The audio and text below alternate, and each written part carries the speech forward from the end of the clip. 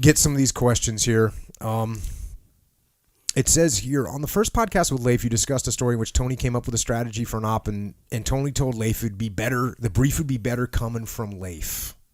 And it says, where did you develop this humility and this characteristic of not worrying about individual credit versus team objectives? So that to rehash that story real quick, it was real. We were out at the desert training facility, and we were just planning. You were planning some, like, when we do iteration training, we just got go do nothing. Okay, go do. It was just one of those, and they changed the target or something, and you're like, okay, here's what we need to do: put guys over here, put an Overwatch over here, and walk through online like this. And Leif's like, hey, sounds good to go. Why don't you get the guys over and brief them? And you said, hey, sir, you know what? You go ahead and brief them. That way, it sounds better coming from you, and that'd be the way to do it. And he was like, well, all right. He was fired up.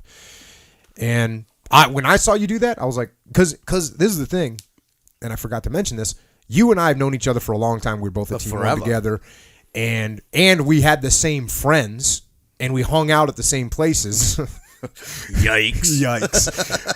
But we were never in a platoon together. Nope. We were never in a platoon together and never worked together, like directly together, until we were in Tasking a Bruiser. So when I got to Nyland, I knew your reputation, which was rock solid. But I don't trust anybody about anybody. So no, cuss not. Cuss not. Yeah. So I just, so I'm seeing you kind of for the first time out there of actually working. And, that was a big indicator to me. I was like, damn, this guy is totally humble, wants to make his officer look good, wants to make which is only going to make the platoon better. It's only going to make everybody better. So, yeah, that was awesome. And what a great attitude to have. And I get asked that all the time. People say, my boss is doing this, and what should I do? I'm like, well, give him support. Try and help him. Yeah. Try and make him look good. But the thing that's chewing away at people is their ego of them wanting the credit. Right. And you see this we see this all the time in SEAL teams. So anyways, where did you realize that? Did anybody teach you that? Or how the hell did you know to do that? I can read and watch people pretty good. And I watched some guys who kind of brought me up in the teams, some of the guys we were talking about earlier. Yep. And I just tried to kind of mimic them, but then it kind of morphs into your own shit, Yep. And, the first thing is I was just tired and my voice was gone. I just wanted him to do it. No, I'm just kidding. So tired. So tired. But, like, get over there, boss, and do your job. But, some of them guys in that platoon, they were already my chums, like Chris Kyle and Bob and Jeremy. Them guys have been around a while. And they already, I put them through training in land warfare on Nyland. Mm-hmm. So they've known me. Yep. And up to that point, I was doing a lot of that shit. And I'm like, no, boss, you do it. Because basically, he's new to them. Yep. Not new in the teams, but he was new. And I figured, he's got to do this more and more and more. Yeah. And he did, of course. Leif stepped up like a gangbusters. He was a great officer. But in them beginning stages, like, all right, I've already done this a million times. I don't care. I'm good. You want my advice? Great, but come on, let's just get the ball rolling. Nice. Do it. And so if that answers the question.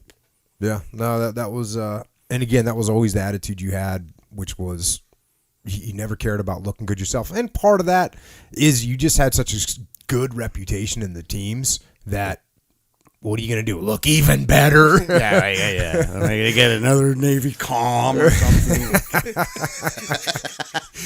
But a lot of people, so if you're listening and you're wondering, what makes somebody a good NCO, I know there's a lot of Marines, a lot of soldiers listening to this, what makes a good NCO? You don't always have to make yourself shine. You don't always have to be the guy that's the center of attention. And as a matter of fact, generally, that shines through as being a guy that wants to be the center of attention instead of a guy that wants to have a good platoon. And it's not like I was doing it to make rank. I didn't expect to make E5, never mind senior chief. God. All right. Next question. Please detail the way you were able to use decentralized command when running Task Unit Bruiser and how it was met through the other commanders. So, for those of you that don't know, decentralized command means you're going to let your subordinate leadership lead, and you're not going to micromanage everybody. And that's definitely what I did, and I didn't micromanage. Well, I should rephrase that. If people need to be micromanaged, I'll micromanage them. If Right, they're jacked up, I'm going to be all in them. Right, And exactly. like you're talking about with Leif and with Seth or with the other platoon, the Delta platoon commander, I micromanaged those guys like crazy when we first got in. Yeah. Because I was just making sure they were good to go. Just because they weren't that experienced and just like guys that Just don't trust anybody when you don't know them. Yeah. And then, but the goal was to just have them be able to run on their own and make stuff happen. Because I'll tell you another thing, you can't run everything yourself. Nobody can. No. And so you got a decentralized command, and that's what I did. Was I let when we got on deployment, I wasn't micromanaging anything. I was just kind of broad guidance, Right, of course. and then you guys were running the stuff and making things happen. I mean, I would have loved to be on every operation, but I physically couldn't because we had multiple ops going on. We had to split forces. So what are you going to do? I got no problems with anyone in that group, the lowest guy running an op. Yep. But you got to let the boys basically screw up, because then you don't know how they're going to react. Okay, do they just sit there and pout, and then you got to slap them or whatever? Or do they, okay, here's what you did wrong. Roger that. And then immediately start thinking how to fix it. Because everybody fucks up everything. Let's face it. I mean, we were never always good at anything. Still ain't really good at much. It was BTF through it all. And so it doesn't seem like we made mistakes. I mean, really. Yeah. But, yes, but leadership is funny because some guys take to it like water and other guys are scared to death of it. Yeah. Lately I've been realizing that, because people always say, are leaders made or born? And can you make a person that's not a good leader into a good leader? And I look at it kind of like when you see these video games where people have different strengths and weaknesses. And, a guy might be strong and high intellect and good agility and I don't know, whatever those games have. Fair posture. Yeah. So with leadership, it's the same thing, because there's certain elements, certain natural things that you can have that make you a good leader.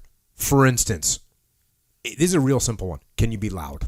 And in the SEAL teams, if you can't be loud, that's gonna be a problem. Of course it is. If you can't just take control of a room and be like, hey, everyone get in this room. If you can't do that, people can't hear you. Then you got to find a way around that. Right. Are you articulate? Can you simplify things that are complex? Because there's all these little things that you get ranked. You basically are ranked at. And some guys they were born with low rankings, and they either find a way to make up for them, they learn how to do them better, or they compensate by using somebody else. If like I wasn't loud, I'd be like, hey, Tony, tell everyone to get in here. Then you could do it. Right. That makes total sense, though. Yeah. If someone out there is a leader, been in a leadership position, you know exactly what you're talking about. Yep. And then sometimes it's, hey, what's the problem? No, really, what's the problem? Well, okay, like you said, good. All right, now you identified it. Go work it out. Don't sit around and cry about it, and just go do it. And then you got 5 minutes. Yeah. Go take care of it. I think the other thing with decentralized command that's important is for everybody to know what the limits are, like how far you can go in one direction or another. Yeah. And I know that, like I always trusted you guys were going to do the right thing. Well, like you said early on in that workup, leadership at every level. Even the junior guy, it's his responsibility to keep me in check if something's going wrong. Because if I'm doing something stupid, he's like, hey, Tony, what? Oh, yeah. Okay, I lost it there for a while. Because, sometimes I'm old. Sometimes I lose it once in a while, I'm not going to apologize. Yeah, nice. Anything else on decentralized command?